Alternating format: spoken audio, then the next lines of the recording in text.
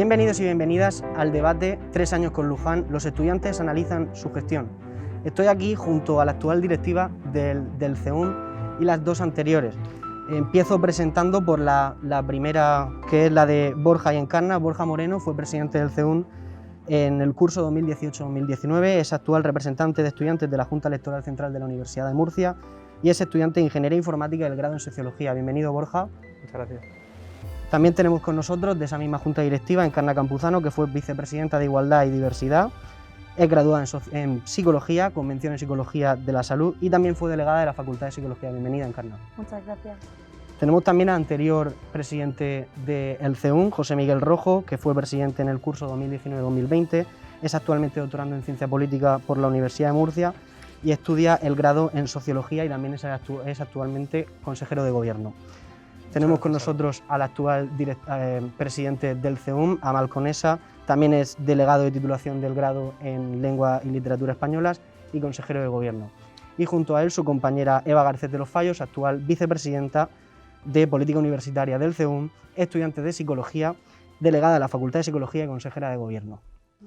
No ha podido asistir de la Junta Directiva de José Miguel Rojo Ana Alemani, vicepresidenta, por cuestiones laborales, y con ello, antes de empezar con las intervenciones de cada uno de los ponentes, voy a hacer una breve descripción de lo que es el CEUM para que los estudiantes y las estudiantes que nos estén viendo tengan un poco un contexto. El Consejo de Estudiantes de la Universidad de Murcia es el máximo órgano de representación estudiantil de la universidad. Está conformado por los delegados y delegadas de las distintas escuelas y facultades y en él se tratan temas tan importantes como defender los derechos de los estudiantes. De las conversaciones de estos representantes estudiantiles, también claustrales, acaban saliendo las líneas de defensa de estos estudiantes. Bueno, una vez presentado lo que es el CEUM y presentados todos los ponentes, vamos a comenzar a analizar un poco qué fue la gestión de cada uno de vosotros, qué os encontrasteis cuando llegasteis al poder del CEUM, si se puede llamar, y preguntar primero a Borja y a Encarna, que coincidió vuestra legislatura con el primer año de Luján. ¿Cómo fue? ¿Qué os encontrasteis? ¿Qué intereses buscabais? ¿Pudisteis conseguirlo? Muchas gracias, Alba. Pues cuando empezamos en el curso 2018-2019, pues entramos con bastante ilusión, coincidiendo también con la entrada del nuevo equipo rectoral. Bueno, fue después de una campaña bastante agitada, donde había muchos candidatos y donde pues, bueno, hubo bastante movimiento, pues yo creo que entramos con bastante ilusión, con un vicerrector de estudiantes que tenía experiencia previa en la coordinación de estudiantes y otras coordinaciones, y bueno, y con intereses comunes respecto al programa que presentaron en las elecciones, también con respecto a distintos vicerrectores que en su época estudiantil también fueron pues, representantes de estudiantes y participaron activamente en su época, y bueno, pues con ilusión, con ganas de trabajar y avanzar en distintos proyectos que año tras año van quedando pues sin desarrollo y bueno, con ganas de empezar con mucha fuerza. Fueron años interesantes, sobre todo nosotros empezamos con mucha ilusión, como bien dice Borja, nos encontramos grandes retos, algunos fueron más difíciles cuando nos tuvimos que enfrentar a ellos, pero luego otros sí se fueron consiguiendo, fueron años de muchos cambios.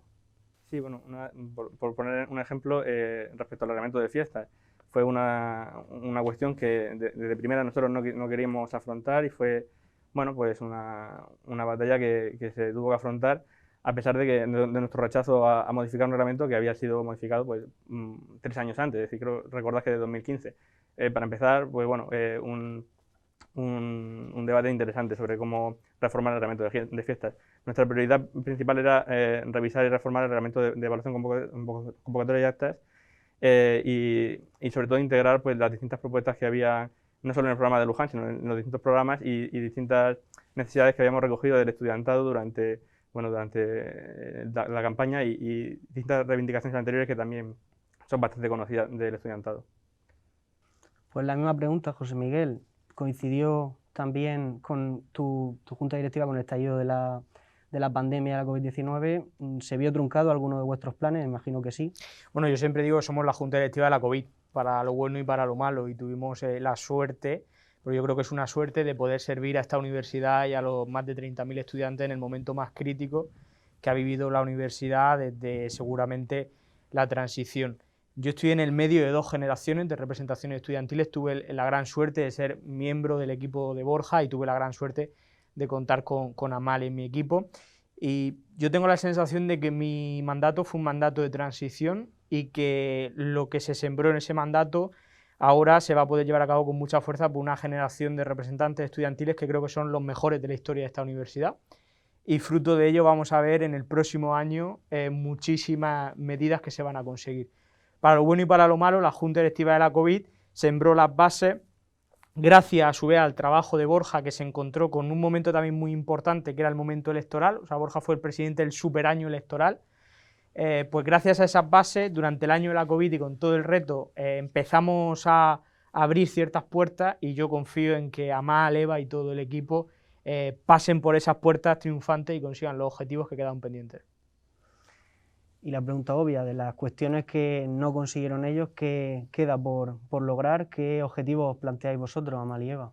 Bueno, yo creo que hemos tenido la suerte, tanto Eva como yo, de ser una directiva que ha ido transicionando. Es decir, yo recojo el testigo de Josemi, que a la vez recoge el testigo de Borja, y tenemos muchas ideas y mucha documentación que empleamos conjuntamente, ¿no? Del mandato de Josemi, con el que yo formaba parte, recogí una cosa que era clave para que el CEU mejorara su función, que era la reforma de los estatutos del Consejo de Estudiantes, ¿no? Y por otra parte, una propuesta en la que habíamos trabajado Josemi y yo, que era la reforma del calendario académico, que permitiese liberar la carga de las semanas de vacaciones navideñas, haciendo una primera parte en diciembre y una segunda parte ya en enero, ¿no? Esas son 2 cosas que recogemos directamente del testigo de ellos. Y bueno, a lo largo de nuestro mandato y de estos meses estamos trabajando intensamente en una medida especialmente, que es la tasa de examen, ¿no? Que es la posibilidad de que aquellas personas que tienen segundas o ulteriores matrículas de asignaturas que son del segundo cuatrimestre, que si las aprueban en enero, es decir, si no las cursan a lo largo del segundo cuatrimestre, no tengan que pagar una matrícula completa, sino que se les devuelva hasta un 70%, ¿no? Estamos trabajando intensamente en ello y tenemos la esperanza de que salga pronto con la nueva orden de precios públicos. Yo creo que algo que está siendo crucial para nuestra junta directiva es sobre todo, después del descontento que hubo con todas las medidas que se tuvieron que tomar el año pasado, ¿no? Cuando llega la COVID, cuando llega el confinamiento, sobre todo en los estudiantes pasa una cosa, pasa el descontento, ¿no? Ese sentimiento de pertenecer a una universidad, poco a poco te vas distanciando, ¿no? Pasaron muchísimas cosas, muchísimas medidas que a los estudiantes, pues algunas gustaron, otras no gustaron, ¿no? Entonces era muy importante también para nosotros seguir demostrando, ¿no? Cosas que ya habían hecho la Junta Directiva de Borja y de José Miguel, que estábamos ahí por ellos, ¿no? Que era muy importante que confiasen en nosotros, que íbamos a hacer todo lo que pudiésemos y más para poder continuar con todas esas medidas que no se pudieron cumplir en años anteriores y seguir trabajando por ellos, ¿no? Para que se sientan lo más a gusto y que sientan que realmente son escuchados.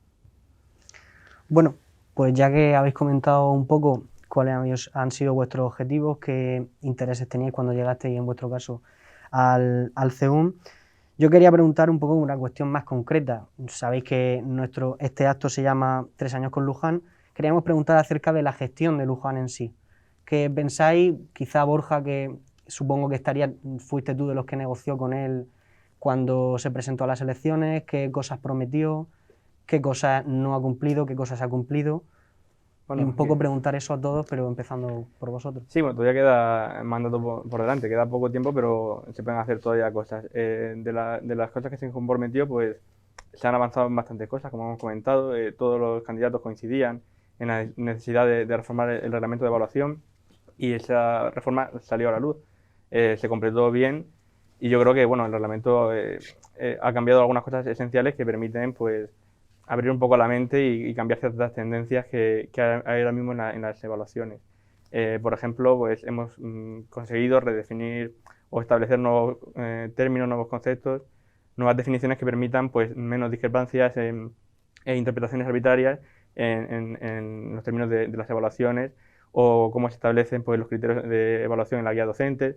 Yo creo que es una de las quejas principales que había del estudiantado.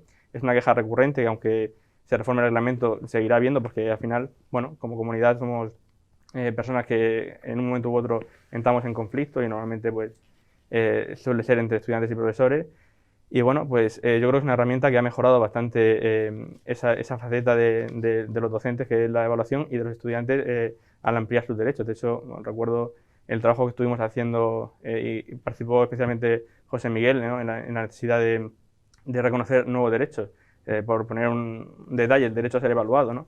Muchas veces algunos estudiantes se encuentran que por no haber superado una prueba parcial no puede seguir evaluándose, ¿no? Y bueno, hemos reconocido, y yo creo que es importante, que tú en cualquier momento del curso puedes seguir evaluándote, aunque no apruebes, para conocer el resultado, evaluar el resultado de tus conocimientos, ¿no? Yo creo que eso es importante y rompe algunas barreras mentales que tradicionalmente tenemos. Deciros que podéis pedir la palabra en cualquier momento, para que no sea demasiado estático esto. Y, por ejemplo, José Miguel, en la misma pregunta acerca de la gestión del rector José Luján. A mí no me gustaría personalizar en la figura del rector, sí que me gustaría hablar del modelo de gobierno que ha habido estos 3 años. Yo sí que creo que, y uso el término coloquial, el pescado está vendido, a falta de lo que sepamos en la orden de precios públicos, pero estamos ya en la recta final. Y fijaos que yo tengo la sensación que las grandes cosas que se han conseguido durante este tiempo ha sido porque está empujando la representación estudiantil. Y no sé si es atribuible o no a este equipo, pero un gran resultado de estos 3 años es tener a una representación estudiantil activa, reivindicativa, viva y comprometida. Y eso hacía mucho tiempo que no se tenía en la Universidad de Murcia. Una representación que, por ejemplo, con Borja Moreno a la cabeza, es capaz de sentar a todos los partidos políticos de la región de Murcia y obligarles a firmar unos compromisos históricos. Eso lo hemos vivido. Eso no lo ha hecho ningún otro colectivo, en ningún otro ámbito, ninguna ONG, ningún sindicato ha sentado a los grandes partidos políticos de esta región. Una representación estudiantil que en nuestro mandato durante la COVID es capaz de enfrentarse a una situación inédita e incluso en un momento de incertidumbre económica abrir por primera vez la orden de precios públicos en la línea de la rebaja, en este caso con la rebaja de la tasa por expedición de título, que es también una línea de trabajo que empezó el equipo de Borja. Entonces yo creo que estos 3 años hemos vivido muchos éxitos y muchos logros, pero esos logros son gracias al trabajo, al empeño de base de la representación estudiantil. Y esto es como algo positivo y algo negativo. Algo positivo porque hemos visto unos representantes estudiantiles que se dejaban la piel y la voz en cada consejo de gobierno, en cada claustro, en cada junta de facultad, recordando los compromisos, y eso demuestra que estamos vivos y que estamos sirviendo a nuestros compañeros, pero también refleja una parte para mí negativa, y es que en ciertos momentos hemos sentido como los órganos de gobierno en todos los niveles dejaban la agenda estudiantil atrás. Y eso sí que es cierto, en estos 3 años los temas estudiantiles no han sido prioritarios, posiblemente porque había mucho pendiente en materia de profesorado, en materia de estructura de personal, pero si lo que se ha conseguido, eso sí que quiero dejarlo claro, se ha conseguido gracias a que ahí estaba la representación estudiantil para recordarlo. ¿Vosotros como Junta Directiva actual sentís lo mismo? Que a veces no se cuenta con las demandas de los estudiantes. Yo vengo de un camino recorrido con Josemi, ¿no? Y me estaba acordando conforme hacía su intervención de que, por ejemplo, la rebaja de expedición de título era algo que venía en el programa del equipo rectoral de José Luján, que decía Borja en su primera intervención que era un programa que compartimos todo, y yo creo que compartimos todo. El problema es quizás qué grado de cumplimiento hemos podido darle entre todos a ese programa, ¿no?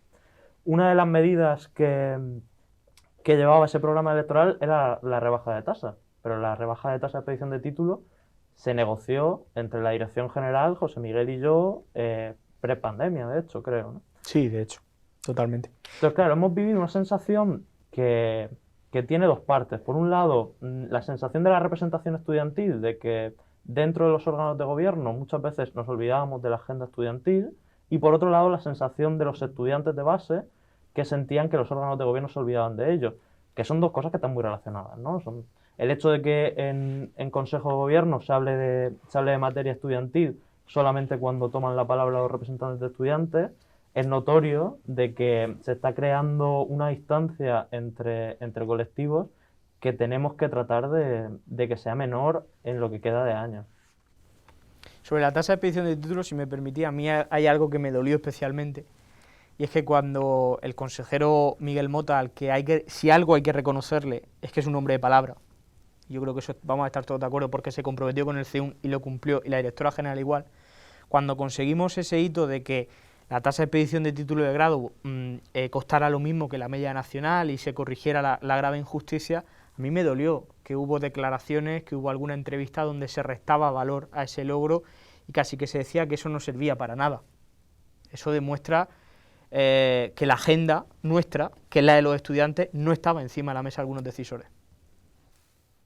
Y sobre eso, últimamente, bueno, por la inestabilidad política en la región de Murcia, ¿habéis notado ese cambio del consejero de universidades? ¿Y cómo afecta a la representación estudiantil a la Universidad de Murcia en general estos cambios? Esos cambios de consejeros, quiero decir, entramos como junta directiva en diciembre y nos reunimos con la dirección general, si no me equivoco, en febrero, ¿no? Con la anterior directora general, Josefina García. Claro, el problema fue que llegamos a una serie de acuerdos con Josefina García en los que ya no tienen vigencia, ¿no? Y por eso, de hecho, los puedo comentar perfectamente. Entre los acuerdos que teníamos estaba dotar de más financiación al SEPA, que no costasen lo mismo las tasas de doctorado a tiempo parcial que a doctorado a tiempo completo, y también la tasa de examen, ¿no? Entonces, claro, la inestabilidad política de la región de Murcia ha hecho que esos compromisos que teníamos con una persona en concreto, que era Josefina García, a la cual yo le agradezco todo su trabajo, se fumasen y tuviésemos un periodo sin dirección general, ¿no? No llegamos a reunirnos con el nuevo consejero, con Francisco Bernabé, pero sí que hemos podido hablar, o yo he podido hablar con el nuevo director general, ahora con la consejera Valle Migueles, que es Cristian de la Fe, que es también de esta universidad, y esperamos poder empezar a trabajar pronto, pero lo cierto es que desde esa última reunión con Josefina García no hemos tenido la oportunidad de sentarnos con la consejería. Bueno, sumado a lo que dices, Amal, hay un problema y es que yo no sé quién redactará los programas electorales, pero muchas veces tienden a recoger medidas que no tienen, sobre las que los rectores no tienen capacidad de decidir, ¿no? Por ejemplo, el abono de las tasas, el famoso 99%. Al fin y al cabo es una decisión de la comunidad autónoma y, como decía José Miguel, pues al final hay que ir a los partidos porque si no se queda fuera de la agenda esa reivindicación. Y al final pues siempre pasa lo mismo, que siempre se van pasando la pelota de un lado para otro. Recordaba también cuando nosotros estábamos trabajando en la negociación de la reducción de tasas por exámenes de segundo cuatrimestre que comentabas antes, y nos pasaba lo mismo, es decir, aunque estaba recogido en algunos programas electorales, nadie quería hacerse responsable. Unos decían que era la consejería, otros decían que era la universidad, y al final pues son cosas que al final incluso desmotivan al propio representante que está reivindicando eso. Es decir, al final, ¿a quién tengo que enfrentarme? ¿A quién tengo que reclamar? Nadie quiere hacerse responsable, ¿no? Así un poco al hilo de lo que comentabas. Sí, yo no sé si pensáis que esta poca voz que tienen los estudiantes a veces o que se le hace poco caso en las instituciones tiene que ver con ciertas polémicas que ha habido últimamente en prensa acerca de las fiestas patronales en las que pues, se criticaba por parte normalmente del cuerpo docente, no, obviamente no por todo el cuerpo docente, pero sí que algunas personas se han quejado en prensa del modelo de fiestas universitarios, concretamente el de la Universidad de Murcia. Si pensáis que hay una estigmatización del estudiantado, de los estudiantes, en el sentido de que se piensa que, como por ejemplo con el tema de los exámenes online, se van a copiar, que su vida es simplemente irse de fiesta, o si pensáis que eso influye de verdad en la representación estudiantil, en que se os tenga en cuenta a la hora de negociar pues, con vicerrectores, con decanos, con vicedecanos, o si pensáis que no tiene nada que ver. Hombre, yo creo que influye. Al final es muy fácil hablar de un colectivo en general, ¿no? Pero yo creo que nosotros, todas las juntas directivas y todos los representantes, al final no nos cansamos, y yo creo que nunca nos vamos a cansar de decir que no hay que generalizar. Que cuando hablamos de esos casos son casos aislados. Cuando se habla de que hay fraude y que por eso no hacemos exámenes online, no es que haya un fraude generalizado, no es que todos los alumnos se copien. Es que puede ser que haya fraude, pero eso no se puede demostrar, ¿no? Y pasa lo mismo es que a los estudiantes solamente les interesan las fiestas, y entonces pues no es una fiesta que representa a lo mejor ese sentimiento de universidad o ese sentimiento universitario, sino es querer irse de fiesta y ya está, ¿no? Entonces es muy fácil generalizar. Yo creo que nosotros como representantes al final también uno de nuestros papeles es un poco reivindicar nuestra posición, reivindicar que no se puede generalizar, y creo que lo demostramos. Creo que al final los estudiantes han demostrado durante los exámenes presenciales una rectitud y un interés por realmente formarse, por asistir a los exámenes de forma que fuesen seguras. Amal siempre lo ha expresado, era además su premisa siempre que nos reuníamos. No queremos exámenes online, queremos que los exámenes sean seguros. Si no se pueden asegurar exámenes presenciales seguros, la opción es exámenes online, ¿no? Entonces, claro, al final es muy fácil ir para esa parte de cuando no controlamos, ¿no? Y sobre todo en esta época que ha estado guiada por esa incertidumbre, por esa duda, por esa falta de control, de no saber qué iba a pasar mañana, ir a una parte segura. Al final necesitamos darle explicación a lo que está sucediendo. Y es muy fácil coger casos aislados en los que se ve que las cosas salen mal para generalizar un todo, ¿no? Y dar explicación a esos problemas. Sí, completamente. También creo que tiene que ver con un proceso, no he venido aquí a hablar de mi libro, pero lo voy a decir, con un proceso de polarización que también estamos viviendo en la comunidad universitaria como nunca antes, y esto nos está pasando en la sociedad, ¿no? Al final, igual que en la sociedad, parece que o eres terrorista o eres nazi, y no hay grises y todo se sustituye ahí, pues creo que ha habido un proceso de polarización entre el colectivo del PDI y los estudiantes. Y en este proceso de polarización ha habido creación de estereotipos, de prejuicios, de simplificaciones, como decía Eva, y esto nos impide tener debates serios.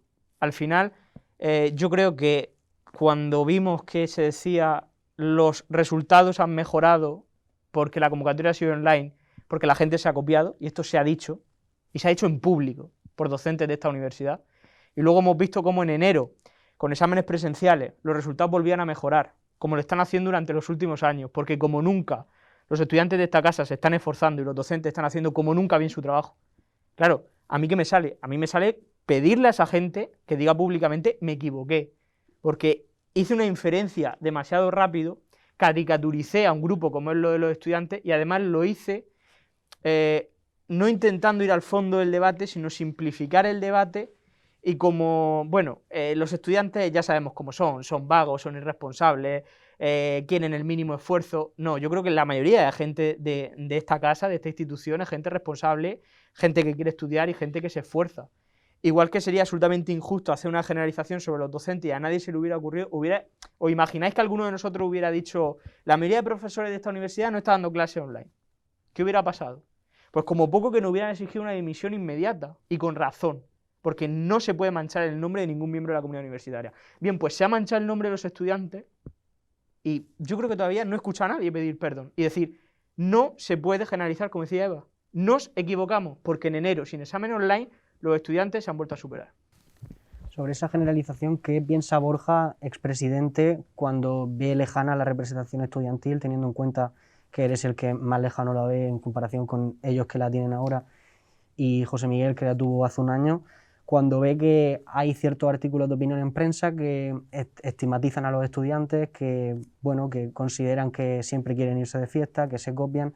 ¿Qué piensa desde la lejanía de ver cómo lo gestiona otro? Bueno, creo que hay un doble estigma, ¿no? Un doble estereotipo, porque por un lado están los estudiantes, que como ha dicho José Miguel y Eva, son vagos, van siempre a la trampa, y en realidad no es cierto, ¿no? Y luego el otro estigma es el del estudiante, el representante de estudiante, ¿no? Que es el jovencito que está haciendo méritos para entrar a un partido político. Son los dos estigmas. Entonces, realmente no es así. Es decir, yo conozco a muchos antecesores míos que bueno, pueden implicarse políticamente como cualquier ciudadano más, pero no es un mérito que uno vaya buscando. Es decir, cualquiera de nosotros que participa en representación estudiantil intenta mejorar la situación de los compañeros y compañeras estudiantes. Además, con cuestiones que nos perjudican. Por ejemplo, un docente o un PAS que obtiene una representación puede reducir su jornada, puede reducir su docencia. Y el estudiante que entra con 10 asignaturas, sale elegido delegado de facultad, pues se queda, vamos a decirlo, pues sin ningún tipo de medida para reducir su carga de clases, ¿no? Entonces, por eso digo, hay un doble estigma. Luego resulta que ex candidatos a rector que te presentan un RAP para atraer estudiantes, que un RAP puede ser quizá lo más transgresor que ha hecho cualquier candidato a rector, por otro lado está diciendo que los estudiantes, pues todo mal. Entonces, pues yo que sé, que eso también debe desacreditar un poco la voz de quien lo hace, de quien emite esas palabras, ¿no? Yo creo que quería preguntar un poco a todos si pensáis que hay algún interés de fondo en la estigmatización de los estudiantados. ¿Qué que se busca, si hay alguna intención en el sentido político, organizativo de la universidad, ¿qué creéis que puede ocurrir cuando alguien, voluntaria o involuntariamente, polariza la sociedad, concretamente entre profesores y estudiantes? Yo creo que el objetivo o la deriva que puede tomar esto es no escucharnos, simplemente. Es decir, que acabemos siendo un grupo de personas que predican el desierto, que son las únicas personas que hablan de que hay que reducir tasas o de que hay que tomar ciertas medidas, y que en definitiva no seamos interlocutores válidos, ¿no? Yo recuerdo con especial cariño, y eso es una forma de hablar, un consejo de gobierno de hace poquito en el cual debatíamos si los días 7 y 8 de enero tenía que haber exámenes o no. Y yo, como demócrata, estoy perfectamente abierto a que cualquier persona esté en contra de una propuesta que yo haga, ¿no? Pero las formas son muy importantes, ¿no? Y claro, ahí lo que una persona nos dijo fue que nosotros lo que queríamos era jugar con los juguetes de los Reyes Magos, ¿no? 2 días más. Claro, eso es muy grave, ¿no? Y en esa misma línea, también José Miguel y yo sacamos un artículo conjunto y alguien nos comentó públicamente que lo que teníamos que hacer era dejarnos de escribir artículos y ponernos a estudiar. ¿Qué Una frase pasaría mítica, si... es que esa frase fue, vamos, para enmarcarla. ¿Qué pasaría si José Miguel, Borja, Eva, Encarna o yo dijésemos los profesores lo que tienen que hacer es ponerse a trabajar, ¿no? Con cualquier tema. Entonces, claro, vimos un proceso constante en el que la deslegitimización a través de todo ese tipo de estigmas no es solamente hacia el estudiante, sino hacia el representante estudiantil, ¿no? Y no es solamente en comentarios de pasillo, sino que es en órganos de gobierno, ¿no? Me recuerdo que una vez a José Miguel y a mí nos llamaron filibusteros en una sesión plenaria, ¿no?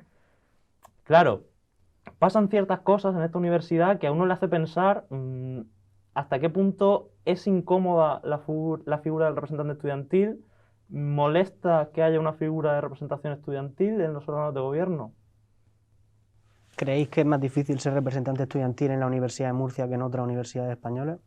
Hombre, yo creo que no. De hecho, hoy es un buen ejemplo de que a pesar de que esta universidad tiene muchísimas cosas para mejorar, seguramente tenemos uno de los mayores niveles de libertad, porque estamos en unas instalaciones de la universidad, cedidas por la universidad, analizando sin ninguna censura, ninguna cortapisa, ninguna directriz, 3 años de gestión del rector. ¿Eso en qué universidad se hace? Yo creo que también tenemos que hablar de lo bueno. Creo que en ninguna universidad como en la nuestra, en un claustro extraordinario, hay tantas intervenciones de estudiantes pidiendo medidas.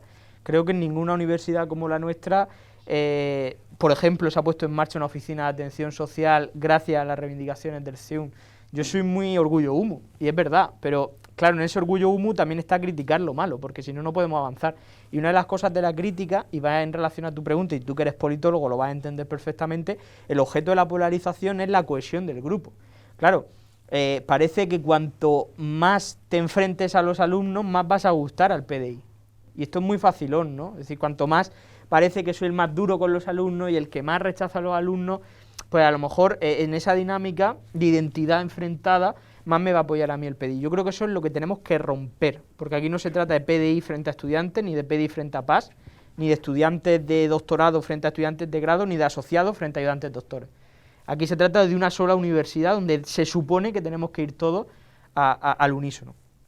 Sí, respecto a lo que comentabais, pues a mí me parece importante reflejar que la participación estudiantil no es solo importante para los estudiantes, para reivindicar los problemas que van teniendo, sino simplemente, por ejemplo, para acreditar un título. Es decir, cuando viene la NECA a revisar un título y ve que en la comisión de calidad no ha habido ningún estudiante, en la junta de facultad no van estudiantes, pues eso le chirría, eso es perjudicial para el propio título, para los docentes, para el PAD de ese centro. Entonces yo creo que hay que ser especialmente sensible con respetar y preservar la representación estudiantil en los centros. Y quiero hacer también especial hincapié en los departamentos. Es decir, los departamentos es el centro neurálgico, el centro más importante donde se distribuye la docencia, donde el estudiante debe tener más incidencia, donde debe reclamar la vía docente, donde debe criticar los sistemas de evaluación, ¿vale? Parece a veces que lo único que tiene que hacer el estudiante en el centro es ir a las juntas de facultad y a las comisiones. No, no. El departamento es esencial. Y yo creo que hay que hacer una reivindicación especial para que los departamentos se llenen de esos estudiantes inquietos que quieran aportar y quieran sumar. Cambiando un poco de tercio, quería preguntaros acerca de, concretamente, de la gestión de la COVID de este equipo rectoral. ¿Pensáis que se ha hecho bien? ¿Ha habido problemas y polémicas, como lo que hemos estado hablando de la presencialidad en los exámenes? También quería preguntaros cómo está funcionando la docencia online, porque sabemos que presumiblemente es de menor calidad que la docencia presencial. Me gustaría preguntaros a vosotros que estáis en la Junta Directiva actual, ¿qué pensáis acerca de esta cuestión? Bueno, la gestión de la pandemia ha sido muy complicada y yo creo que ahí todos somos muy comprensivos en entender que nadie venía preparado de casa para gestionar ni académicamente ni institucionalmente una pandemia, ¿no? Pero claro, el tiempo ha ido pasando y sigue habiendo una cierta sensación de improvisación en un sentido de tomar decisiones muy rápido, en desajustes temporales, que genera también mucha incertidumbre entre los estudiantes, ¿no? Porque claro, uno de los grandes temas que estamos teniendo estos días, ¿no? La UPCT ha anunciado ya que vuelve a la presencialidad y la UMU todavía no se ha posicionado, ¿no? Claro, si bien es cierto que quedan todavía 5 meses, 4 meses para que llegue el momento, sí que es cierto que hay que empezar a trabajar ya, ¿no? Para que vayamos en ese camino. Y sí que es cierto que tenemos que intentar ir hacia la máxima presencialidad posible, porque lo semipresencial no está funcionando tan bien como querríamos, ¿no? Yo ya a título personal, como estudiante, yo soy incapaz de seguir clases desde Zoom, desde mi casa, absolutamente incapaz de mantener la concentración más allá de 15 minutos. ¿Habéis sentido esa colaboración de Eva, por ejemplo, de los distintos gobiernos, por ejemplo, el Ayuntamiento de Murcia para el transporte universitario o la comunidad autónoma? A ver, yo es que me sumo a las palabras de Amal. El año pasado era normal y era entendible, al final éramos todos nuevos en una situación muy difícil, a la que nadie estaba preparado. Entonces era un poco normal ese, voy a probar por aquí y si no va bien, vamos por allí, ¿no? Y en ese momento yo creo que estuvimos todos de acuerdo en que era normal que estuviéramos un poco en ese ensayo y error. Si bien es cierto que este año, ya teníamos un poco ese ensayo y ese entrenamiento previo, las cosas tendrían que haber ido un poco más rodadas, ¿no? Tendríamos un poco que, ya sabiendo qué funcionaba y qué no funcionaba, y ir trabajando. ¿Si hemos tenido apoyo? Creo que sí. Sí hemos tenido apoyo. Quizás todo el apoyo que podríamos haber tenido, no lo sé. Es decir, en algunos aspectos yo creo que sí tendríamos que haber trabajado más conjuntamente y más de la mano. Y volvemos a lo mismo. Creo que se tendría que haber escuchado muchísimo más esas reivindicaciones que hacíamos los estudiantes. Porque los estudiantes no es que nos hayamos quedado callados de forma pasiva esperando que las cosas vengan, es que hemos estado activamente. Me consta que todo el año pasado la Junta Directiva eran reuniones diarias y reuniones muy extensas para luchar por eso y cosas que hemos continuado este año, ¿no? Reuniones, si no diarias, semanales, para reivindicar esas cosas que eran necesarias, ¿no? Lo necesario que era que si hay clases que son presenciales, si no es seguro ir al campus, hay que hacer que sea seguro. ¿Cómo se hace que sea seguro ir al campus? Con mucho más transportes. Con autobuses, si pasan cada 15 minutos, cada 5 o cada 6. Hay momentos que sí, hay otros momentos en los que eso no se ha conseguido. Es decir, habían situaciones, por ejemplo, que me llegaban a mí de mis compañeros de, es que tengo que elegir, no tengo forma de llegar al campus para ir a clases presenciales, entonces las tengo que hacer desde casa, o no puedo ir a clase, y eso al final produce un agravio comparativo entre los que sí pueden ir y los que no tienen medios para ir, ¿no? Nos hemos centrado quizás en unas partes y en unas necesidades, como puede ser el dar ordenadores a todo el mundo que lo necesitase o dar facilidades, pero en otros aspectos no se han dado tantas facilidades. Has dicho, Eva, una cuestión muy interesante, que es que en cierto momento los estudiantes dijeron hasta aquí y se movilizaron. Yo quería preguntarle a José Miguel, como politólogo que es, ¿cómo piensa que ha sido la movilización espontánea durante la pandemia? Por ejemplo, bueno, como el tema que hemos estado tratando ya de la presencialidad en los exámenes, que en Twitter, por desgracia en la pandemia no pudo haber movilizaciones más allá de las redes sociales. ¿Qué pensaste cómo piensas que funcionó esa movilización estudiantil a nivel de movimiento social?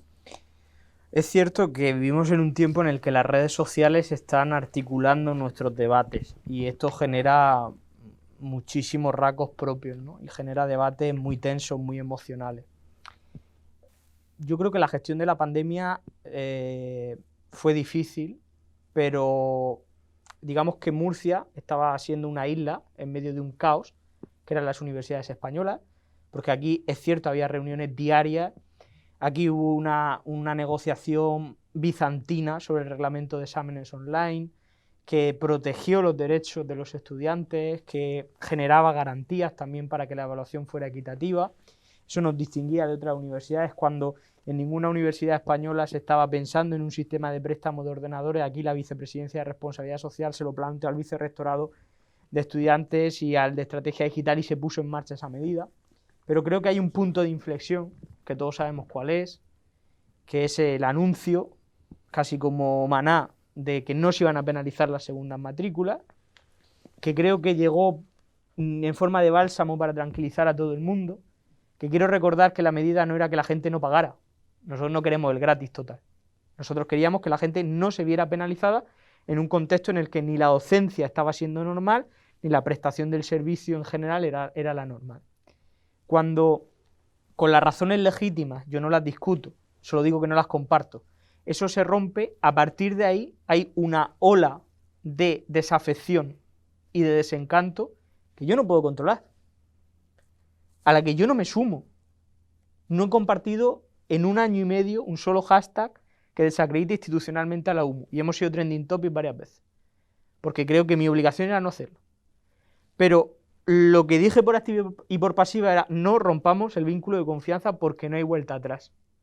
Y ese no hay vuelta atrás es meterte en Twitter, se lo digo a los que nos están siguiendo, que pongan @UMU y que lean los comentarios de los estudiantes. Entonces, a veces no hay mejor manera de invertir en publicidad institucional y en branding que cuidar bien a la gente que va a ser embajadora de tu marca, que es la gente que forma parte de tu institución.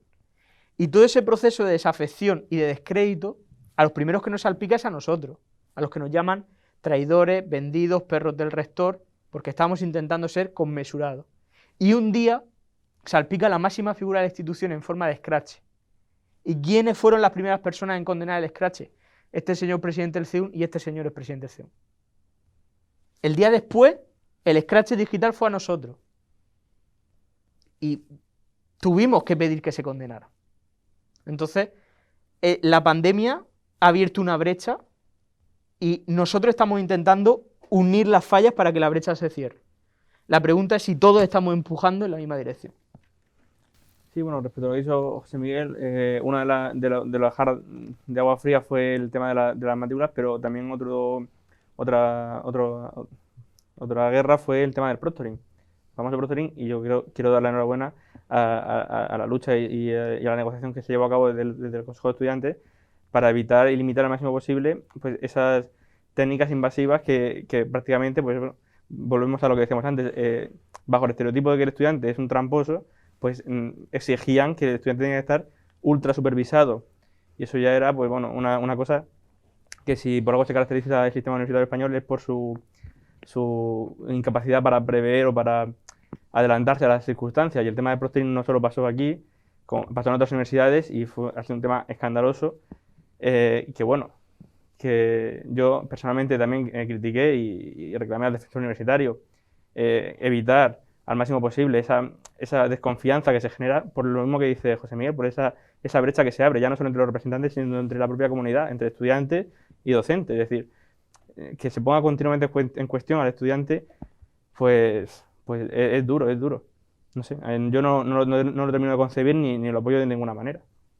En ese sentido, Encarna, a ti, por ejemplo, ¿te parece que hay una brecha, por ejemplo, entre la representación estudiantil y los estudiantes o los movimientos sociales que no son institucionales?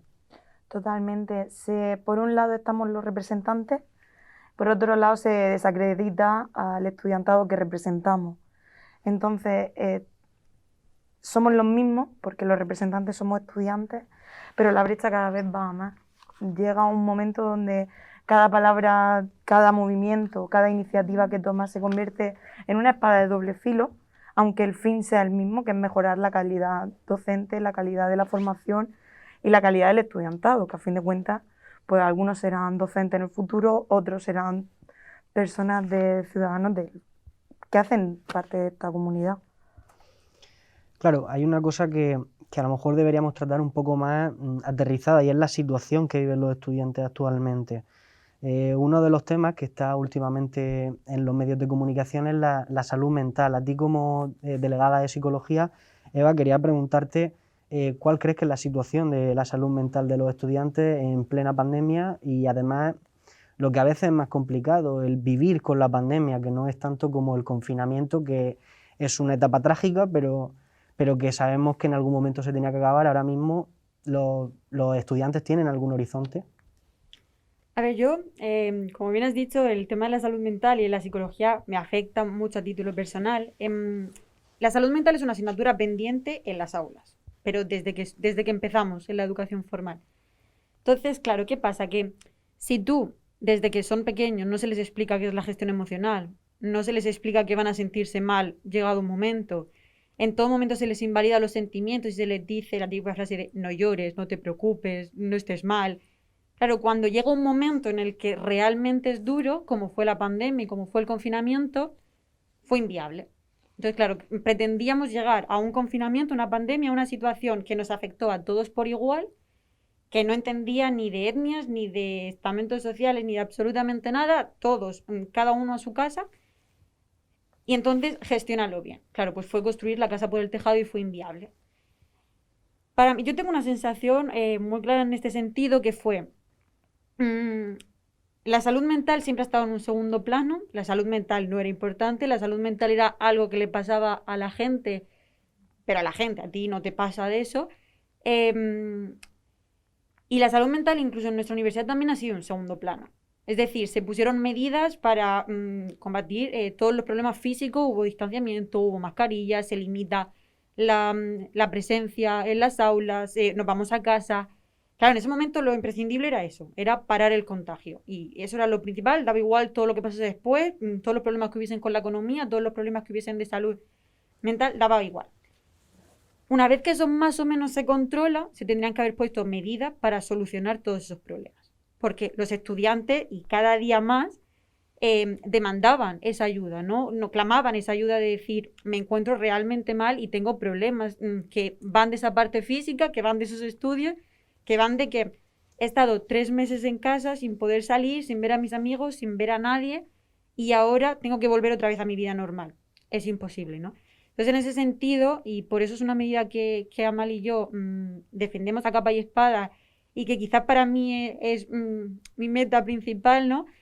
Que es que se dote al SEPA de todo lo que necesitan, con el fin de que se pueda ayudar a los estudiantes a solucionar ese problema que ha generado no solo la pandemia, por supuesto, pero a su vez todo lo que pasó en la universidad, el tener que irnos a casa, el no poder ver a tus amigos. Es decir, para mí es un gusto poder estar aquí, porque estar con gente es algo que tenemos muy limitados todos, que no podemos tener de normal, ¿no? Y es un privilegio. Entonces, es muy importante que la universidad también ponga como punto principal eso, que ponga la salud mental como punto principal. Y yo creo que es algo que aún no se ha hecho y que tiene que ser también medida. Hay que pararlo y hay que poner eso en el foco central, ¿no? Tú, Encarna, que eres graduada en psicología, ¿consideras que el SEPA o dotarle de financiación y de medios es la clave? Es fundamental. El SEPA, el Servicio de Psicología Aplicada, ya estaba saturado antes de la pandemia de la demanda estudiantil.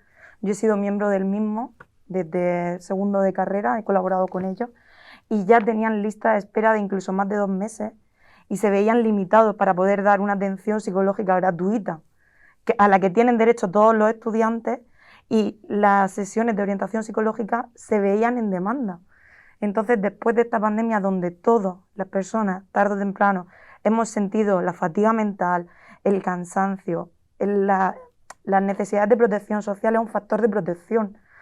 Relacionarnos con los demás es un factor de protección para funcionar en el día a día, ante la vulnerabilidad, ante los problemas. Y no hemos visto privados de ello. Si es cierto que no hemos encontrado que el distanciamiento social nos protege del COVID, que es una amenaza que no vemos, por lo que la incertidumbre también ha generado grandes estragos en los estudiantes. Y por otro lado, se le ha perdido el mismo rendimiento, tanto a estudiantes como a nivel laboral, ante una situación, o sea, los mismos criterios de evaluación, las mismas... Se han tomado, ¿cómo explicar? O sea, se han tenido los mismos requisitos a nivel de funcionamiento en el día a día sin tener en cuenta que las condiciones no eran las óptimas en el rendimiento de las personas. O sea, no estábamos exigiendo lo mismo sin tener las condiciones de salud mental, física del día a día adecuadas para el funcionamiento. Sí, otra cuestión importante de la situación de los estudiantes es la economía, ¿no? ¿Qué horizonte económico tienen los estudiantes? Os voy a leer un titular del País de hace unos días. Dice: el Banco de España alerta del difícil legado económico y laboral que heredan los jóvenes. ¿Qué pensáis que se debería hacer para ayudar a los estudiantes en particular, pero a los jóvenes en general, para evitar este gran colapso que parece que se avecina después de esta gran crisis? Es una pregunta difícil, ¿eh? Sí, ¿no? lo es, lo es. A mí hay una cosa que tiene que ver con esto, te voy a salir por la tangente un poco, pero bueno, politólogos, que me preocupa especialmente y que es muy de presente, ¿no? Que es qué va a pasar o cómo van a poder pagar los estudiantes la matrícula de máster en el próximo curso. Hemos pasado por una época en la que los trabajos típicamente universitarios de ahorro y me pago el máster, que eran fundamentalmente hostelería, se han visto reducidos enormemente. Y a la vez seguimos teniendo un sistema de becas muy similar al que teníamos antes de la pandemia. Es decir, un mismo sistema de becas que costaba que cubriese todo lo que tenía que cubrir antes de la pandemia, vamos a tener que utilizarlo para que en este caso, en el que no hemos podido ahorrar en el mayor salto que hay de precios públicos, que es el del grado al máster, los estudiantes puedan seguir con su carrera académica, ¿no? En ese sentido, es muy necesario que reforcemos las distintas ayudas complementarias a las ministeriales, ¿no? Como pueden ser las ayudas propias al estudio, que vienen cofinanciadas por la región de Murcia y que por tanto debería reflejarse en los presupuestos regionales un aumento de cuantía para estas, o como puede ser el programa Ningún Estudiante Atrás, ¿no? Que creemos y solicitamos en numerosas ocasiones que debía ser algo estructural de la Universidad de Murcia y no algo coyuntural por el COVID, y que así se ha mantenido a través de la Oficina de Atención Social, ¿no? ¿Qué piensas tú, José Miguel? Hay una obsesión por parte de las juntas directivas del CEUN que es la igualdad de oportunidades. Para nosotros la universidad pública no tiene sentido si no es una universidad accesible. Antes hablábamos de salud mental y yo creo que a todos nos ha afectado la pandemia por la salud mental, pero las condiciones materiales tienen mucho que ver con la salud mental. Hay mucha gente que nos estará escuchando cuyos padres han tenido que cerrar su negocio, están en paro, están en ERTE, ellos mismos no saben cómo se van a pagar la matrícula, tienen que seguir pagando penalizaciones por segunda matrículas con uno de los coeficientes más altos del país. Entonces esa preocupación por la igualdad de oportunidades a veces se banaliza porque siempre parece que estamos hablando de dinero, que queremos más dinero para becas propias de máster, queremos más dinero para ayudas propias al estudio, queremos rebaja de tasas, queremos que se cambien los criterios de las becas ministeriales. Parece que los estudiantes siempre estamos pidiendo dinero, pero realmente es que si no hay unas condiciones materiales de igualdad, esta universidad, como universidad pública, no tiene sentido. Y hay algunos hitos importantes durante la pandemia. Por ejemplo, Amal lo comentaba, Ningún Estudiante Atrás es una iniciativa fantástica, un ejemplo de colaboración público-privada. ¿Cuál es el problema que a nosotros nos surge? Que Ningún Estudiante Atrás no puede ser una iniciativa aislada, como una especie de fogonazo de esperanza. No, nosotros queremos políticas estructurales de garantía de la igualdad de oportunidades. Y por eso el Consejo de Estudiantes defendió la puesta en marcha de una unidad de trabajo social, que es lo que hoy se llama Oficina de Atención Social. ¿Para qué? Para tener un mecanismo presupuestario de atención a las necesidades extraordinarias que no se puedan incluir dentro de las becas ministeriales o de las convocatorias oficiales. ¿Por qué? Porque las convocatorias, que son un procedimiento administrativo, tienen, digamos que, un cierto encorsetamiento.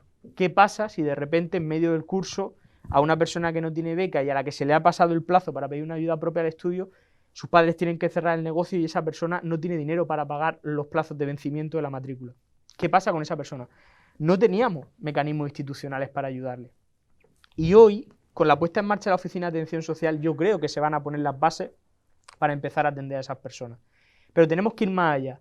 Y el ir más allá significa que en este país la política de becas sigue siendo escasa, incluso cuando hemos vivido una reforma histórica que pedían los estudiantes desde la época de Wert, por fin se baja al 5, pero todavía sigue habiendo barreras de acceso importantísimas a nivel académico, como la exigencia de un mínimo de crédito aprobado. Es decir, la gente lo sabe, las becas no cuenta el 100% la renta, sigue contando mucho el rendimiento académico y eso es injusto.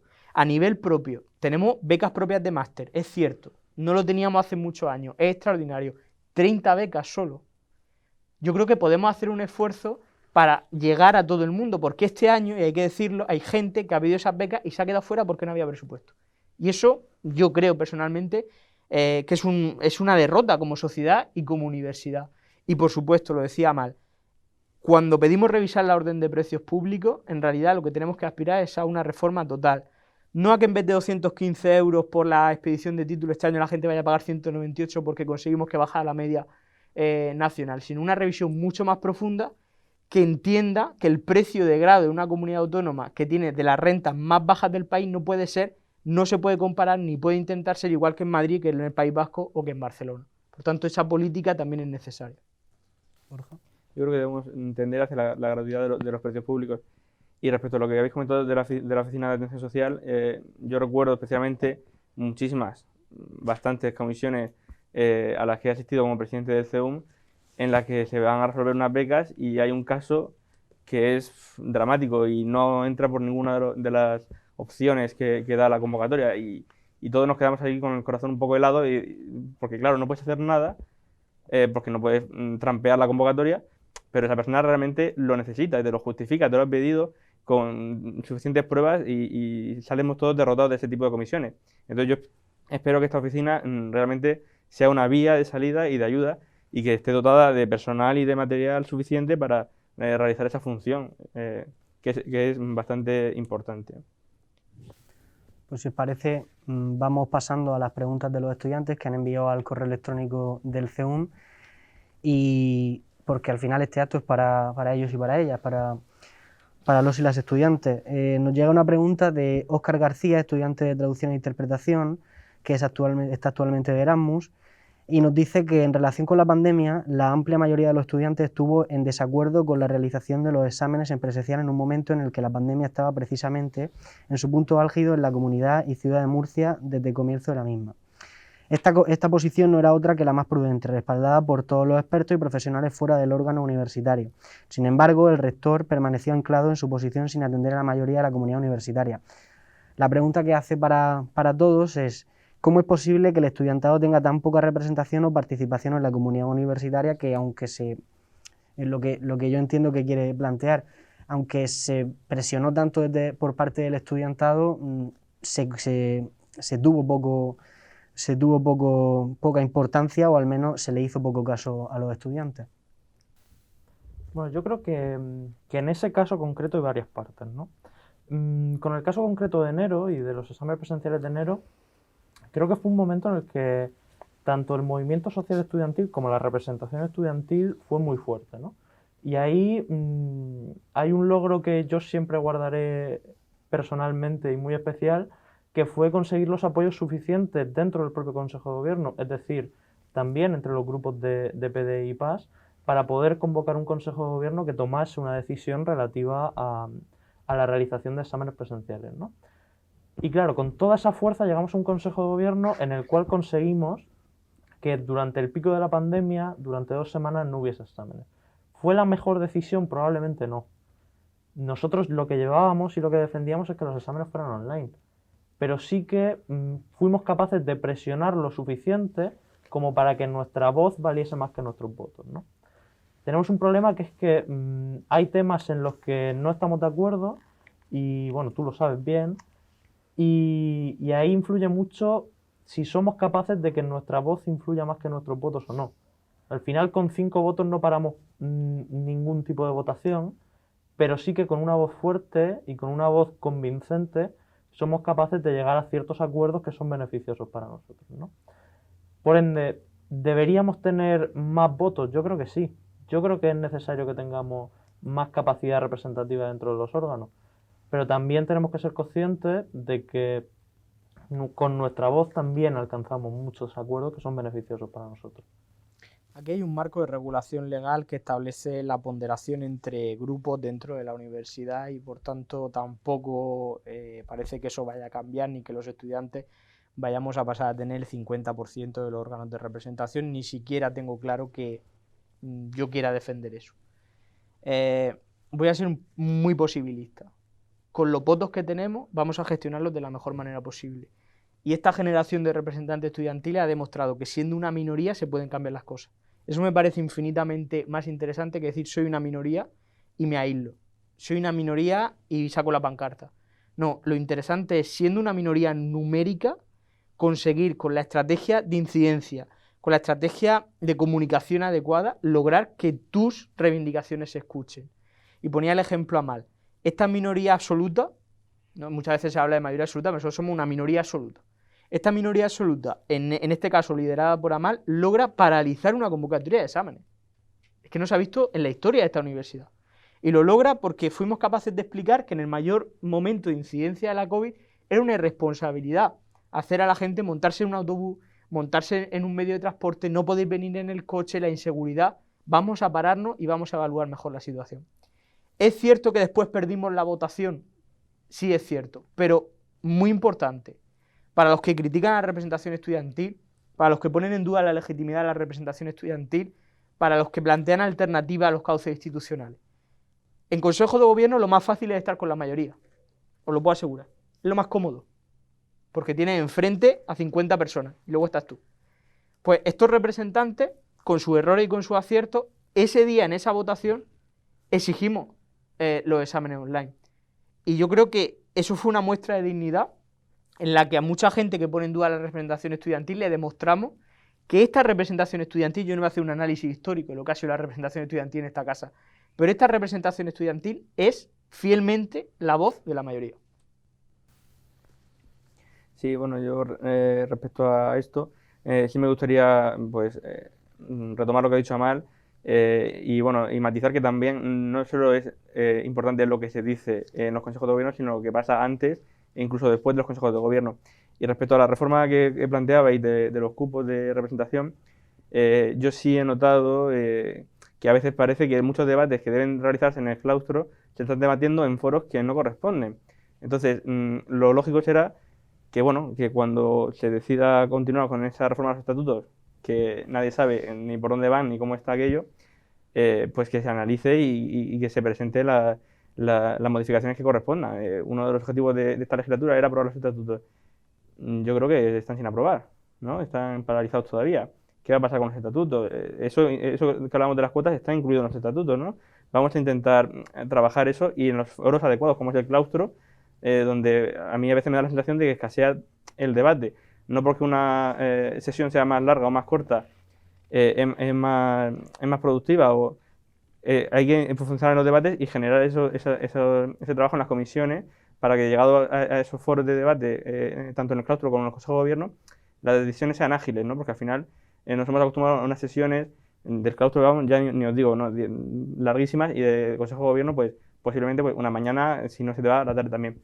Entonces, eso es lo que quería decir. Respecto también a las decisiones que se han tomado con los exámenes presenciales o no durante la pandemia, a mí me preocupa que cualquier equipo rectoral tiene una fuerte capacidad para imponer su criterio en un órgano de gobierno, y sin embargo, cuando hay decisiones críticas o difíciles, se tiende a hacer una especie de cogobernanza en la que se diluye completamente la responsabilidad. Nadie ha tomado esta decisión, pero se ha tomado. Entonces, yo creo que hay que ser consecuentes y coherentes. Que cuando un órgano de decisión toma una postura que es conflictiva con uno mismo, uno tiene que asumirla. Y es así. No puede decir, no, esto lo decidió el Consejo de Gobierno. No, oiga, usted representa al Consejo de Gobierno. Usted también ha tomado esta decisión. ¿Creéis que las posiciones de poder se aprovechan de gente más mayor que habla con jóvenes que están estudiando todavía, gente con trabajo? ¿Tú has notado, Eva, que esa posición de poder que a veces se impone en los órganos de representación y de codecisión? A ver, no sé si es la posición de poder o... A ver, está claro que al final una posición de poder siempre va a dar más peso que una posición de menor poder. No va a ser igual lo mismo que pueda decir Amal como presidente del CEUM que lo que pueda decir yo si soy solamente una delegada de clase, ¿no? Por supuesto. Yo creo que el problema es al final lo que venimos diciendo, ¿no? Que nosotros incluso como... Yo la sensación que tengo es que nosotros como representantes, con el estudiantado al que representamos, hay veces que no somos tan equipo como deberíamos ser, porque es difícil, ¿no? Como lo que comentaba Josemi y lo que decía Mar. Al final se nos tacha de que no les llegamos a defender, ¿no? No defendemos los intereses de los estudiantes, no porque no lo hagamos, porque por supuesto que lo estamos haciendo, pero también porque el mensaje al final que sale es: no ha salido que los exámenes sean online, o no ha salido que no se penalicen las segundas matrículas, o no ha salido ninguna medida que se estaba defendiendo. Es al final un poco, para mí, el momento clave fue en las jornadas formativas que tuvimos el pasado fin de semana, que una chica que estaba allí, que era estudiante no sé, creo que era representante, que nos dijo: ahora os entiendo de verdad, ahora os entiendo como representantes. Yo antes no llegaba a entenderos, no llegaba a comprenderos, ¿no? Entonces, creo que la clave va a estar ahí, ¿no? Va a estar en que realmente seamos un equipo, y entonces que ese equipo, como han comentado Amal y Josemi, e incluso Borja y Encarna, que podamos dar esa voz, ¿no? Que podamos transmitir los mensajes.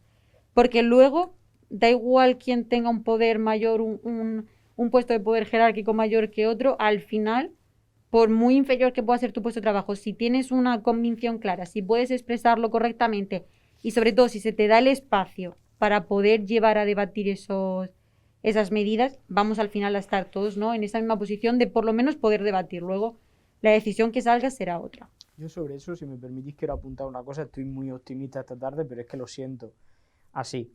Es cierto que lo más fácil cuando estás hablando con una persona que tiene una posición de poder, catedrático, profesor, que tiene más edad que tú simple estudiante, lo más fácil es infantilización, ridiculización, apartar a esa persona. ¿Cuál es el problema actual? Que tenemos la generación de representantes estudiantiles mejor formada de la historia. Es que es verdad. El CEUN está haciendo 2 jornadas formativas al año, está haciendo una incidencia brutal en política universitaria, está haciendo una incidencia brutal en normativa interna en la universidad, en conocimiento de órganos, en conocimiento de funcionamiento. En el último claustro, insisto, creo que ha sido los claustros donde más turnos de robo y pregunta ha habido por parte de los estudiantes, en consejo de gobierno también. Claro, a veces también depende cómo lo hagamos nosotros. Sí, hay unas condiciones estructurales, que son las posiciones sociales que cada uno ocupa. Un poco nos ponemos Bourdieu, Borja y yo que estudiamos sociología, las posiciones sociales que uno ocupa influyen. Pero también uno tiene mecanismos para cambiar esas posiciones. Y cuando uno se forma, y cuando uno estudia mucho los temas que dice, y cuando habla con convicción, ni el catedrático más antiguo de esta universidad le puede plantar cara, o no plantar cara en el mal sentido, sino puede ridiculizar e infantilizar el discurso de un representante estudiantil. Depende también mucho de nosotros. Para seguir con las preguntas, os planteo una de Daniel Granado, doctorando FPU del Departamento de Filología Inglesa, que nos dice que hace falta más contratación de doctorandos, estabilidad laboral y más financiación en general e investigación. Es algo en lo que estamos todos de acuerdo y se está trabajando en ello. Con la pandemia hemos visto lo relevante que es potenciar la ciencia en nuestro país y ya vamos tarde. Sin embargo, como investigador en lingüística, siento que cuando se habla de ciencia siempre se nos excluye a una parte del gremio. La diferencia en el número de investigadores FPU entre un departamento de ciencias naturales, de la salud o ingeniería con respecto al resto es descorazonadora para nosotros y demuestra una situación muy mejorable. La pregunta que hace es, y si quieres te la personalizo a ti, José Miguel, como doctorando. ¿Existen o tienen previsto medidas el CEUN, o crees que debería tenerlas, para proponer la vicerrectorado de investigación en el fomento de la investigación de las ciencias sociales y humanidades? Mira, en el CEUN pasa algo muy interesante en este mandato con la presidencia de Amal, y es que por primera vez una delegada de la Escuela Internacional de Doctorado es miembro de la Junta Directiva, es secretaria general y vicepresidenta de formación, nuestra compañera María Sánchez. Eso no pasaba, EIDUN no estaba en el CEUN. Era como que las personas que estudian un doctorado no eran ni estudiantes ni tampoco eran personal. ¿Qué era esa gente que estudiaba un doctorado? ¿A quién lo representaba? ¿Los sindicatos? No, porque no todos son trabajadores. ¿Los estudiantes? No, porque solo estábamos centrados en los temas de grado. Este CEUN es un CEUN con una visión completamente holística de la universidad, donde los problemas de los estudiantes de doctorado también tienen que ver. Y en ese sentido, el CEUN ha dicho, por activa y por pasiva, que la mejor manera, cito al presidente, de hacer una política de ciencia en esta región es rebajar la tasa de grado. Y después de hacer eso, la tasa de doctorado. Y después de hacer eso, hemos dicho, también por activa y por pasiva, que 20 contratos predoctorales del plan propio al año es insuficiente. Muy insuficiente. Fíjate que tenemos más de 2.500 doctorandos en la Universidad de Murcia y ofrecemos 20 contratos al año. Pero es que, es más, eso que comenta el compañero del problema por ramas de conocimiento, por áreas, se ve muy muy claro en el funcionamiento de la Fundación Séneca. que es, digamos, el órgano que estructura la investigación en esta región. Faltan programas específicos de financiación de investigación para arte, humanidades, ciencias sociales y jurídicas. Pero además de que falten programas a través de la Fundación Séneca, la manera en la que podemos empezar a resolver esos temas aquí es con más contratos predoctorales del plan propio. 20 es una cifra muy escasa y hay que aumentarla, rebajando la tasa de doctorado, y también ha salido recientemente a colación de la polémica de los baremos, recuperando la figura de profesor ayudante para dar la oportunidad de incorporación a la docencia a las personas que cursan un doctorado. Otra pregunta, esta la dirige José Víctor Hernández, delegado de la Facultad de Química, la dirige a Borja Moreno y a Encarna Campuzano. Dice, pese a que hay mucho camino por hacer, ¿qué rumbo se debería tomar por parte del CEUM y del rectorado para avanzar en el camino de la igualdad? Tras vuestro paso por la universidad, ¿sentís que quedaron cosas en el tintero, alguna espina clavada? Y no respondéis todavía porque tenemos un vídeo que va también en el mismo sentido. Pregunta por lo mismo José María Moreno, estudiante de Psicología.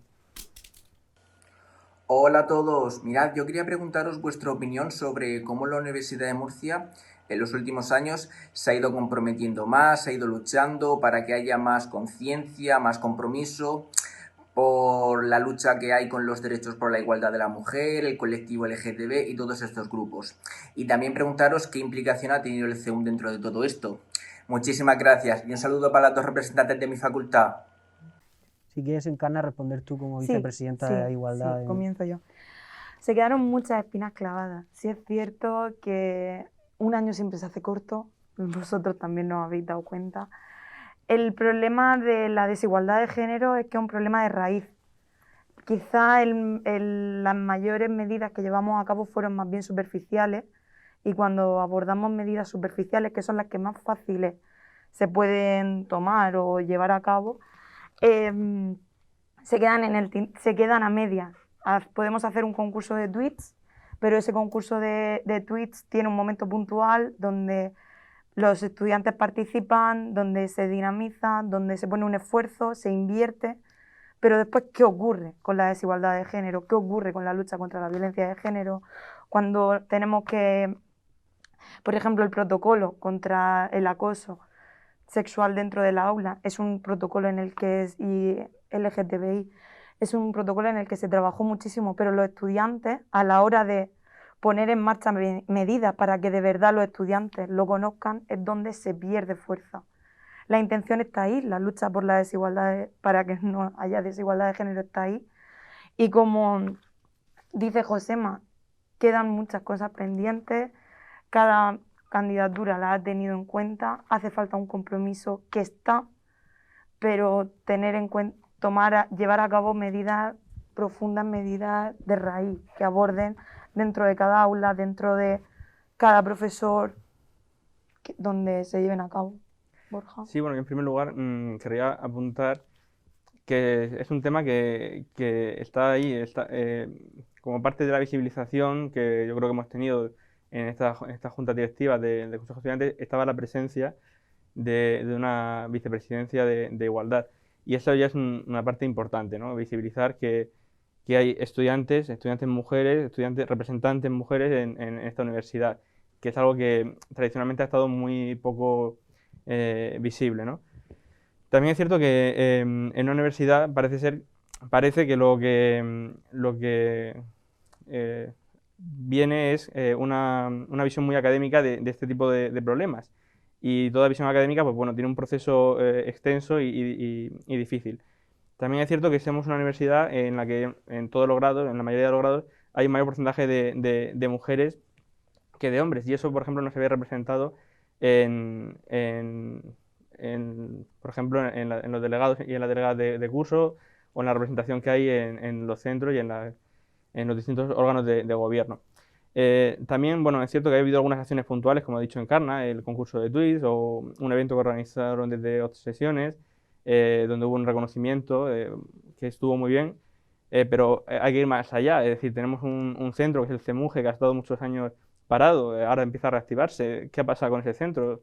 Yo creo que he echado en falta, ¿no? que durante estos 3 años este centro haya tenido más actividad, más visibilidad, y también, pues bueno, yo creo que somos una universidad innovadora en ciertos protocolos de acoso, de cambio de nombre para las personas trans, y no se está visibilizando. Yo creo que esa tendencia y ese proceso que hemos generado, que es innovador, que es diferente al de otras universidades, no le estamos dando difusión, visibilidad. Yo creo que eso debería incluso pues, llevarse a CRUE y que sea un caso de éxito para llevar a otras universidades, ¿no? Tenemos otra pregunta en vídeo también, esta vez de un conocido de algunos de los que estamos aquí, Miguel Ángel García. Buenas, soy Miguel Ángel García García, ex vicepresidente primero del CEUM, también tesorero y graduado en Economía por la Universidad de Murcia. Mi pregunta es especialmente para Amal, José Miguel y Borja como presidente y ex presidentes del Consejo de Estudiantes. Es sabido que la distancia entre estudiantado y profesorado en la universidad y especialmente la de Murcia es muy grande, muy elevada, algo que hemos podido observar en estos últimos años de la legislatura del rector José Luján. Durante la campaña electoral, José Luján dijo que no se podía entender la universidad sin estudiantes, algo que no hemos podido observar, por ejemplo, cuando se debatió sobre las fiestas patronales, cuando catedráticos atacaron a estudiantes. Donde no pudimos observarlo tampoco fue durante la pandemia, cuando se exigían condiciones mejores para el estudiantado y tampoco se apoyó, al igual que tampoco se apoyó en las reivindicaciones para los exámenes en modalidad online durante la convocatoria de enero.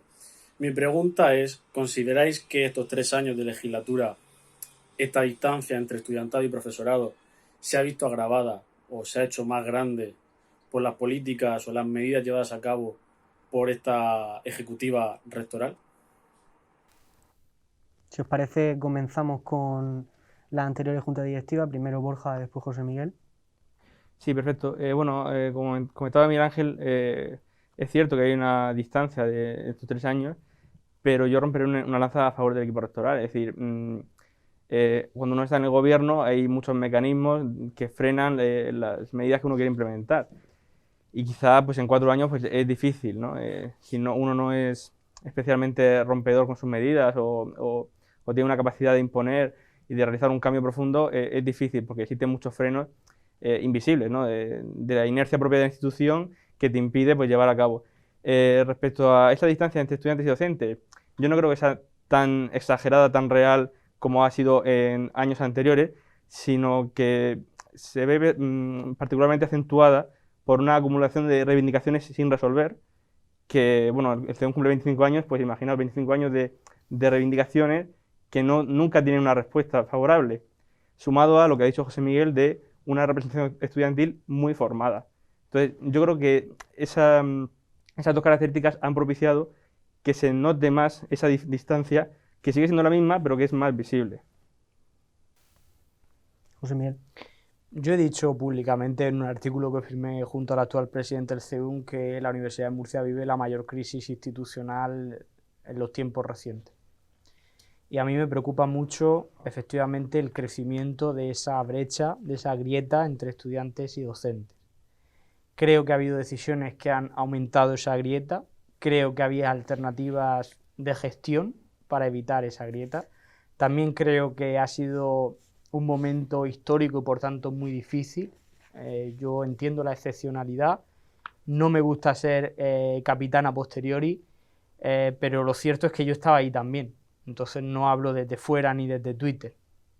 Yo he vivido ese proceso y creo que ahora, la verdad tengo la impresión de que ahora, al final casi de la carrera, no digo la carrera académica, sino de la metáfora de atletismo, al final de la carrera, creo que estamos siendo un poco conscientes de que hay que hacer medidas a favor del estudiantado y de que tenemos que comunicar que los órganos de gobierno de esta universidad también están tomando medidas. Que no basta con hacer políticas de profesorado, que no basta con hacer políticas de mejora de las condiciones laborales del PAS, cosa que todos defendemos, por supuesto, faltaría más. El bienestar de nuestro personal incide en el bienestar de los estudiantes, pero que de vez en cuando también está bien decir he conseguido bajar una tasa, he aumentado las becas, voy a reformar otra vez el REBA o voy a revisar los aspectos que no están funcionando bien del REBA, he llevado esta reivindicación al gobierno regional, estoy pidiendo que en la renovación del plan de financiación plurianual se considere la variable de los precios públicos, voy a luchar todo lo posible para resolver la situación de la Escuela de Enfermería de Cartagena, etcétera, etcétera, ¿no? Porque si todo el sentir de los estudiantes no nos lo tomamos en serio y no lo ponemos en el mismo nivel de importancia que cuando un sindicato dice algo relacionado con los estudiantes o con el PAS, tenemos un problema serio. Y ese problema no se resuelve diciendo los estudiantes están de paso. Dentro de 3 años, quien es representante ya se habrá ido a la empresa y no se va a acordar, porque al final lo que queda es como un clima de opinión de aquí no se me escucha. Y eso es contra lo que nosotros estamos luchando. Si no hay un estudiantado que se sienta unido a la universidad está condenada al fracaso. Y la universidad se tiene que ganar a los estudiantes día a día. Amal. Yo creo, y sigo el hilo de Borja y el de Josemi, que esta universidad, esta casa, ha estado ocupado con muchas cuestiones que eran tan importantes como las nuestras, que eran tan urgentes como las nuestras, pero nunca ha habido un primer plano en las medidas de materia estudiantil. Y eso ha hecho que hayamos acumulado un bagaje de reivindicaciones y de medidas que son tan necesarias como eran antes, siguen siéndolo ahora, que es abrumador, ¿no? Hace poco me decía un cargo de gestión, pero por favor céntrate en 4 medidas que no damos abasto, ¿no? ¿Por qué? Porque al final vamos con un repertorio de medidas. José Miguel y yo hablamos muchas veces ante los consejos de gobierno y decimos, ¿qué pedimos en este consejo de gobierno, ¿no? En ruegos y preguntas. Tenemos una baraja de cartas que podemos pedir y que nunca se llegan a realizar, ¿no? Yo la tasa de examen que estamos defendiendo ahora y que con un poquito de suerte veremos en unos meses aprobada, la ha defendido José Miguel, la ha defendido Borja y la han defendido presidentes anteriores a él, ¿no? Y es una cosa absolutamente lógica y es una cosa que entendemos todos que tiene que ser así porque es de justicia, ¿no? ¿Cuál es el problema? Que no ha estado nunca en el foco del debate público ni en el foco del debate universitario, ¿no? Y en ese sentido nosotros trabajamos mucho porque se debatan los asuntos de materia estudiantil que son necesarios debatir y que sobre todo son necesarios aprobar para que los estudiantes no sientan, como decía José Miguel, que bueno, están de paso, entonces su voz no importa. Bueno, pues terminado por el bloque de preguntas, ya para terminar este debate, os quería plantear a todos un par de frases acerca de cuáles son los desafíos a los que afronta la representación estudiantil en los próximos años, cómo creéis que debería darse esa representación y concretamente a las anteriores juntas, si queréis encomendarle algún tipo de acción a la actual junta directiva. Empezamos por Borja y terminamos por Eva. Bueno, para mí lo principal es esa formación de los representantes que hemos comentado, ¿no? Que sean capaces de tener técnicas para debatir, como se han ido desarrollando en las distintas jornadas de formación. Yo recuerdo cuando retomamos las jornadas de formación, porque a lo largo de la historia del Consejo de Estudiantes esto ha aparecido, desaparecido. Y desde el año 2015-16, curso de 15-16, que yo participé en el Consejo de Estudiantes como secretario general, pues se han ido sucediendo las jornadas de formación sin discontinuidad, con lo cual, bueno, eso contribuye a lo que hemos estado comentando, ¿no? Es importante que los representantes estén formados y sobre todo que estén empoderados, ¿no? Una jornada de formación no solo te forma, sino te conecta y te contextualiza dentro de un ámbito mayor que el de tu facultad, que es el de la universidad. Y en ese sentido, pues yo les encomiendo que sean muy conscientes de lo que vino detrás, de los problemas a los que nos hemos enfrentado y que hemos luchado, que muchas son derrotas o son temas que todavía no se han conseguido, pero mirando la vista atrás también podrán ver que hay cuestiones que se van consiguiendo. Si no lo consiguió mi junta directiva, a lo mejor lo conseguirá la de Amal o lo consiguió la de José Miguel, y yo creo que eso es positivo, ¿no? Frente a esos mensajes que aparecen constantemente, que delegitiman a la representación estudiantil, ver que bueno, somos como esa gota que va erosionando la piedra, y ese es el mensaje que yo quisiera hacerles llegar. Yo con respecto a la representación estudiantil, es la semilla en la tierra. Al final, gracias a los estudiantes, gracias a la representación, gracias a la lucha por los derechos, pero también la defensa de nuestros deberes como mejora y como esto es un legado que va gracias a la formación día a día, continuándose, mejorando con los años, viendo lo que se consigue, viendo también las cosas que a lo mejor se han quedado por el camino con cierta resignación, tristeza, pero también adquiriendo nuevos proyectos y nuevos retos. Por otro lado, también el respeto hacia la figura del estudiante, tan necesaria y el reconocimiento. Hoy hemos mencionado varias veces esa deslegitimación, esa desacreditación a la figura del estudiante. Todos lo han comentado antes o después. Entonces también el respeto, porque es necesario, es el motor y es la base, la esencia de la universidad, una de las principales fuentes del futuro, ¿no? Bueno, yo voy a repetir una frase que para mí me gustaría que quedara, ¿no? Si algo queda de este debate, es tenemos la generación de representantes estudiantiles más formada y más preparada de la historia, y son ellos, son las personas que nos han sucedido a nosotros. Y creo que esto es muy importante porque a día de hoy en esta universidad me atrevería a decir que más del 90% de personas de todos los colectivos saben lo que es el CEUM, y eso no era fácil. Todo el mundo sabe que hay una cosa que se llama CEUM, que está luchando por los intereses de los estudiantes, que está poniendo encima de la mesa los intereses de los estudiantes. Y la verdad es que es muy reconfortante ver cómo los intentos por una representación estudiantil desunida, desanimada, no centrada en lo importante, no crítica, no valiente, una representación que no quiera molestar al poder, todo eso no ha triunfado. Y lo que ha triunfado es una representación que está convencida de que la mejor manera de ser leal a la Universidad de Murcia es querer lo mejor para sus estudiantes. Entonces yo creo que no quiero darle un consejo porque no soy quien para darle un consejo y están sobradamente capacitados, pero saben que me gusta mucho una frase de Marcelino Camacho, que es aquella de ni nos doblaron, ni nos tomaron, ni nos van a domesticar. Y creo que eso es lo que tenemos que seguir haciendo, la representación estudiantil, crítica, libre, independiente, y que mientras que sigamos haciendo eso, las voces de deslegitimación no van a tener ninguna cabida en esta universidad, porque la gente se va a seguir viendo representada en el CEUM, en los delegados, en la junta directiva, en los claustrales, y eso va a contribuir a hacer una universidad más fuerte. Bueno, yo creo que el futuro de la representación estudiantil pasa por un cambio de mentalidad, no solo de los estudiantes, sino de la comunidad universitaria, ¿no? Hay que entender que nosotros seamos críticos no deslegitima la universidad, ¿no? No hay mayor lealtad institucional que ser crítico cuando algo no funciona, ¿no? Cuando algo no va bien. Y en ese sentido hay que entender que los éxitos del CEUM no serán éxitos del CEUM, serán éxitos de la Universidad de Murcia. Y en ese sentido, la representación estudiantil, paso a paso y junta directiva en junta directiva, tiene que alcanzar un objetivo que es claro, que es tener el mismo valor y el mismo peso que en esta universidad tienen los sindicatos del PDI, los sindicatos de los trabajadores, la junta del PDI y el comité de empresa. Eva, para terminar. Yo lo que les diría a los que nos escuchan, ¿no? A todos los estudiantes, es que por muy cliché que pueda sonar, el CEUM somos todos. El CEUM no son los 7 miembros que son la junta directiva, los 50 delegados o subdelegados de las facultades, el CEUM somos todos. Somos todos los delegados de facultad, todos los delegados de curso, todos los delegados de titulaciones, somos todos los estudiantes. Entonces, decirles que su voz realmente importa, que lo que ellos digan, que lo que ellos hagan, importa, ¿no? El aleteo de una mariposa en un sitio no provoca un huracán en otro. Pues ellos son eso, son esos aleteos, ¿no? Son esa gota que está constantemente.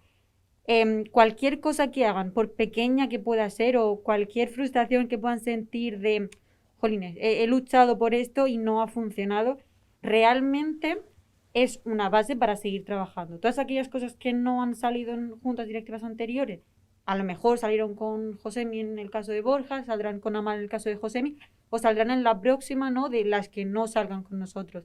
Entonces, animarles, ¿no? a que formen, a que una vez que ya saben que forman parte del CEUM, que ya saben lo que es el CEUM, que saben que pueden contar con nosotros, que no se les olvide en ningún momento que ellos son el CEUM, ¿no? Y que los que podamos ser la cara más visible no estamos para ellos, siempre que nos necesitan. Pues esto ha sido el debate. Estoy seguro de que ha servido mucho a los estudiantes para conocer la realidad de la representación estudiantil, también para conocer los planes de la actual Junta Directiva del CEUM. Y nada más que decirles, agradeceros a vosotros vuestra asistencia, Borja, Encarna, José Miguel, Amal, Eva. Me alegro mucho de que este Consejo de Estudiantes y las anteriores juntas directivas se atrevan a hablar sobre la gestión de un rector, sobre las intenciones que tienen de cara al futuro y sobre todo haciendo crítica acerca de la gestión de cada uno de vosotros. Y a los que habéis llegado hasta aquí, muchas gracias por atendernos y nos vemos la próxima.